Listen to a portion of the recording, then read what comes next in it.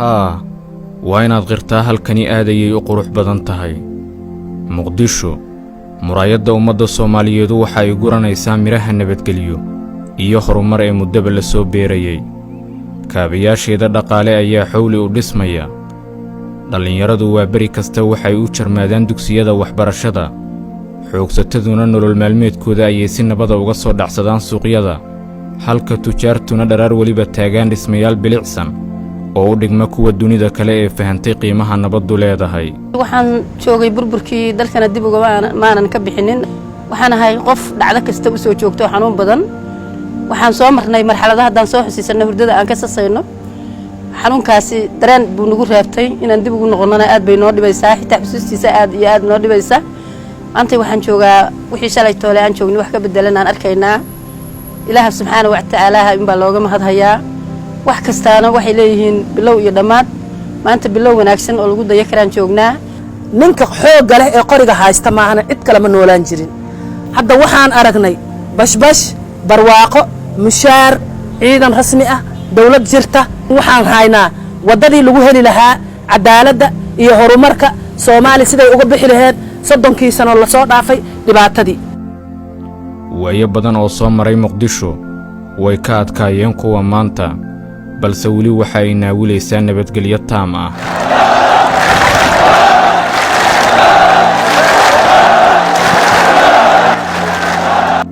hay'adaha ammaanku feejignaan heerkii ugu sarreeyay la gaarsiiyay iyo ugu jiraan ilaalinta nabadda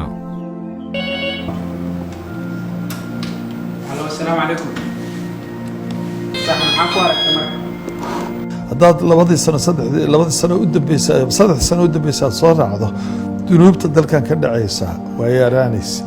وحين الصلدق وهي صلك كويس وحواه شعب الصوماليات بوليس سميه نحكل ورشقين أنه أبورني وكده حي قدومياش الدقمويك يطلياش صلدق هذا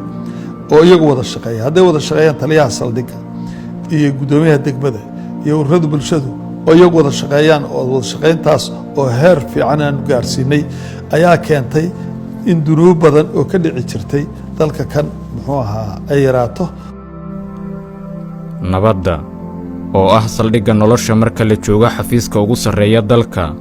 ilaalinteedu waa ahmiyadda koowaad ee qaranka madaxweyne maxamed cabdullaahi farmaajo xilli hogaamintiisan waxa uu dadaal badan ku bixiyay soo celinta nabaddii xasiloonidii iyo kala dambeyntii dalka iyada oo loo marayo dhismaha ciidan qaran oo loo dhammaystiray xuquuqdooda lehna aqoon ku filan oo ay ku gutaan waajibka qaran ee ka saaran badbaadinta nafta hantida iyo sharafta muwaadiniinta Soomaaliyeed sidoo kale waxa uu si joogto ah qiimaha nabadda iyo ahmiyadda ay qaranka u leedahay ula wadaagaa qaybaha bulshada ee uu kula kulmo casuumaadaha joogtada ah ee uu fidiyo muddo dheer wuxuu ku jiray burbur haddana waxa ku jirnaa ka soo kabashaduna waxay qaataa muddo aad u dheer 10 sano maaha 20 sano maaha 30 sano way waxaan buraynay si dalkan uu istaago ma aha in la dhiso guriyihii dumay kaliya maaha in dhaqanka siyaasadda la bedelo moralka dadka in la bedelo dadka in la fahamsiiyo waxa uu dal yahay iyo wadan uu yahay in la fahamsiiyo waxa dawlad tahay la fahamsiiyo in la kala saaro wixii personal iyo waxa personal ka ahayn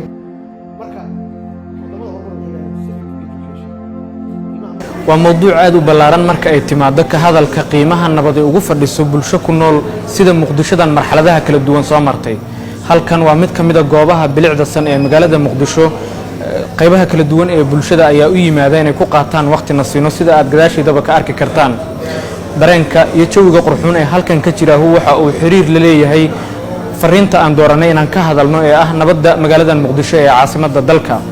dhalinyarada halkan fadhisa ayaan jeclahay inaan u tago oo aan su'aalo bal dareenkooda iyo guud ahaan sida ay tahay nabadda Muqdisho raadada Muqdisho waxa soo martay marxalado badan way soo gudubtay way soo dabaalatay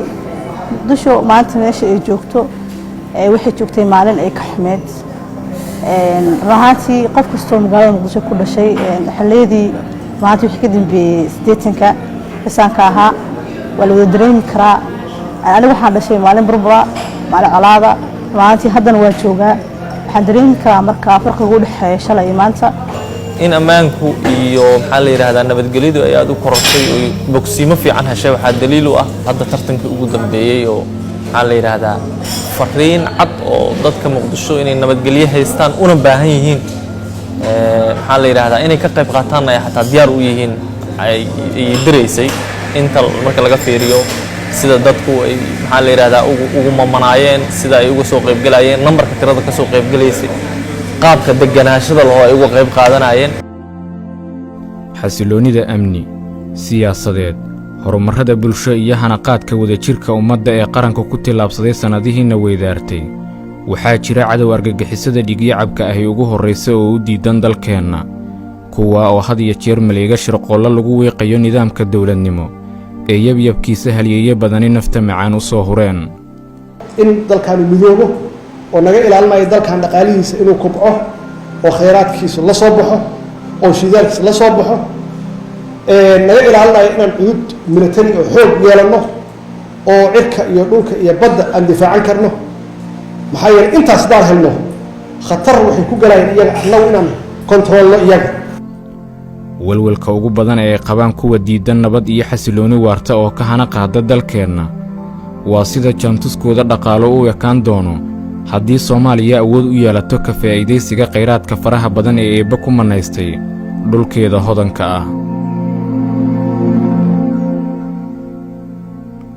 haddii marka cudurka qabiilka iyo qabyaaladda aan ka saarno ummaddeena way midoobi hadday midoodo dad ahaan waxaan nahay dad maxaan ku raahdaa dadnimadooda ay fiican tahay dadaal aad u fara badan oo firfircoon leh khayraadka ilaahay noogu daray markii aan si fiican u maamulno marka oo aan soo saarno waxaa xaqiiqo ah annagu inaan kontroolayno maamulayno ama aan dominate garaynayno regionka oo dhan waxa la isku haystana waa intaas oo ah yaa kontroolaya yaa dominate garaynaya ma caruurteena dominate garayn doona iyo kuwa ay sii dhaleen awaaha u yihiin mise kuweenaan u diyaarinaa waxa la isku haysto waa kaas iyo waxa la isku haystaa saxankaas idin horyaal wax ku jira miyaan fiiriyaa مثلا 200 iyo 300 sano ilmaha awaan u nahay ama ayooyinkan u nahay mustaqbalkooda ka fikirnaa